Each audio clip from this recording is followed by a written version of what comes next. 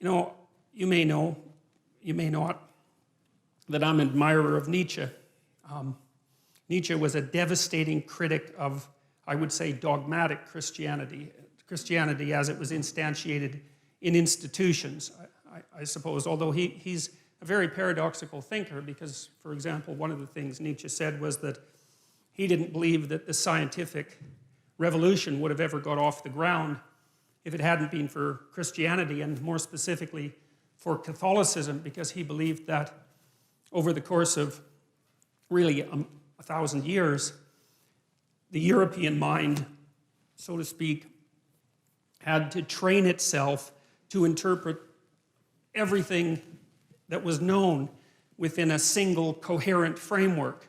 Coherent if you accept the initial axioms. A single coherent framework. And so Nietzsche believed that that Catholicization of the phenomena of life and of history produced the kind of mind that was then capable of transcending its dogmatic foundations and then concentrating on something else, which in this particular case happened to be the natural world. And so Nietzsche believed that in some sense Christianity died at its own hand. It had spent a very long period of time trying to attune people to the necessity of the truth, you know, absent the corruption and all of that that's always part of any human endeavor. And then the truth, the spirit of the truth that was developed by Christianity turned on the roots of Christianity, and everyone woke up and said something like, or thought something like, well, how is it that we came to believe any of this?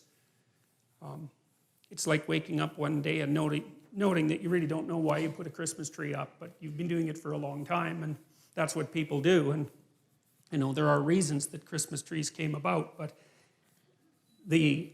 what would you say, the ritual lasts long after the reasons have been forgotten. So now Nietzsche, although he was a critic of Christianity and also a champion of its disciplinary capacity, because you see, the other thing that Nietzsche believed was that it was not possible to be free in some sense unless you had been a slave. And by that he meant that you don't go from childhood to full-fledged adult individuality. You go from childhood to a state of discipline, which you might think is akin to slavery, to self-imposed slavery. That would be the best scenario, where you have to discipline yourself to become something specific before you might be able to reattain the generality that you had as a child. And he believed that Christianity had played that role for Western civilization. But in the late 1800s, he announced that God was dead. And you often hear of that as something triumphant. But for Nietzsche, it wasn't, because he was too nuanced a thinker to be that simple-minded. See, Nietzsche understood that, and this is something I'm going to try to make clear, is that there's a very large amount that we don't know about the structure of experience, that we don't know about reality, and we have our articulated representations of the world, and then you could think of outside of that, there are things we know absolutely nothing about, and there's a buffer between them, and those are things we sort of know something about, and we don't know them in an articulated way. Here's an example. You know, sometimes you're arguing with someone close to you, and they're in a bad mood, you know, and they're being touchy and unreasonable, and you keep the conversation up, and maybe all of a sudden they get angry, or maybe they cry, and then when they cry, they figure out what they're angry about, and it has nothing to do with you, even though you might have been what precipitated the argument, you know, and that's an interesting phenomenon as far as I'm concerned, because it means that people can know things at one level without being able to speak what they know at another. And so in some sense, the thoughts rise up from the body, and they do that in moods, and they do that in images, and they do that in actions. And we have all sorts of ways that we understand before we understand in a fully articulated manner. And so we have this articulated space that we can all discuss, and then outside of that we have something that's more akin to a dream that we're embedded in, and it's an emotional dream that we're embedded in, and that's based, at least in part, on our actions, and I'll describe that later. And then outside of that is what we don't know anything about at all. And in that dream, that's where the mystics live, and that's where the artists live, and they're the mediators between the absolute unknown and the things we know for sure. And you see, what that means in some sense is what we know is established on a form of knowledge that we don't really understand, and that if those two things are out of sync, so you might say if our articulated knowledge is out of sync with our dream, then we become dissociated internally. We think things we don't act out, and we act out things we don't dream, and that produces a kind of sickness of the spirit, and that sickness of the spirit, its cure is something like an integrated system of belief and representation. And then people turn to things like ideologies, which I regard as parasites on an underlying religious substructure, to try to organize their thinking, and then that's a catastrophe. And that's what Nietzsche foresaw. You see, he knew that when we knocked the slats out of the base of Western civilization by destroying this representation, this God ideal, let's say, that we would destabilize and move back and forth violently between nihilism, let's say, and the extremes of ideology. He was particularly concerned about radical left ideology, and believed and predicted this in the late 1800s, which is really an absolute intellectual tour de force of staggering magnitude. Predicted that in the 20th century that hundreds of millions of people would die because of the replacement of these underlying dreamlike structures with this rational but deeply incorrect representation of the world. And we've been oscillating back and forth between left and right in some sense ever since, and with some good sprinkling of nihilism in there and despair. And in some sense, that's the situation of the modern Western person, and increasingly of people in general. I think part of the reason that Islam has its backup with regards to the West to such a degree, there's many reasons, and not all of them are valid, that's for sure, but one of the reasons is that, they being still grounded in a dream, let's say, they can see that the rootless, questioning mind of the West poses a tremendous danger to the integrity of their culture. Now, and it does. Westerners, us, we undermine ourselves all the time with our searching intellect, and I'm not complaining about that.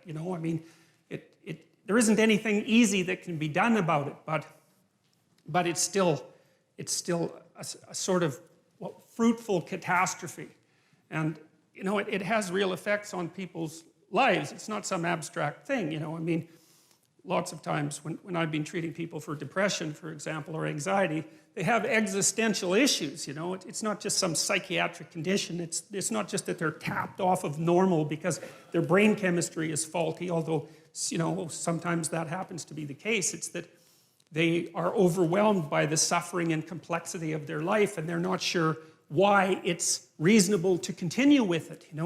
They can feel the terrible negative meanings of life, but are skeptical beyond belief about any of the positive meanings. I had one client who was a very brilliant artist, and as long as he didn't think, he was fine, because he'd go and create, and he was really good at being an artist. He just, he had that personality that was continually creative and quite brilliant, although he was self-denigrating.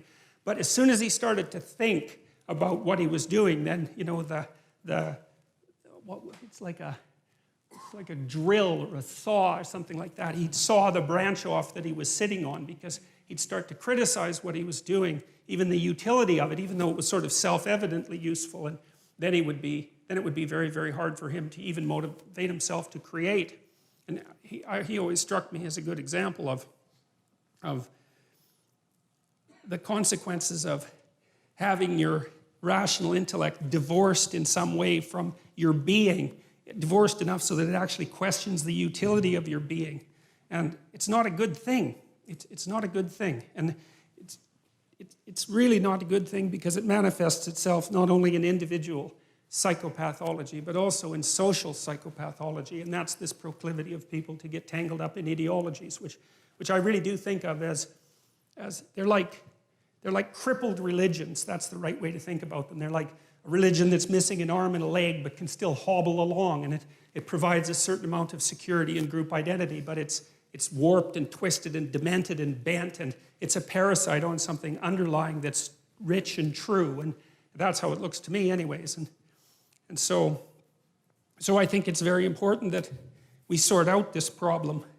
I think that there isn't anything more important that needs to be done than that. I've thought that for a long, long time, probably since the early 80s, when I started looking at the role that belief systems played in regulating psychological and social health. Because you can tell that they do that because of how upset people get if you challenge their belief systems. It's like, why the hell do they care exactly? What difference does it make if all of your ideological axioms are 100% correct? Like, people get unbelievably upset when you poke them in the axioms, so to speak. And it is not by any stretch of the imagination obvious why, you know. But it's like there's a fundamental truth that they're standing on. It's like they're on a raft in the middle of the ocean and you're starting to pull out the logs, you know, and they're afraid they're going to fall in and drown. It's like, drown in what? And what are the logs protecting them from? And why are they so afraid to move beyond the confines of the ideological system? And like, these are not obvious things. So I've been trying to puzzle that out for a very long time, and I've done some lectures about that are on YouTube. Most of you know that. And some of what I'm going to talk about in this series you'll have heard if you've listened to the YouTube videos. But, you know, I'm trying to hit it from different angles. And so Nietzsche's idea was that human beings were going to have to create their own values, essentially.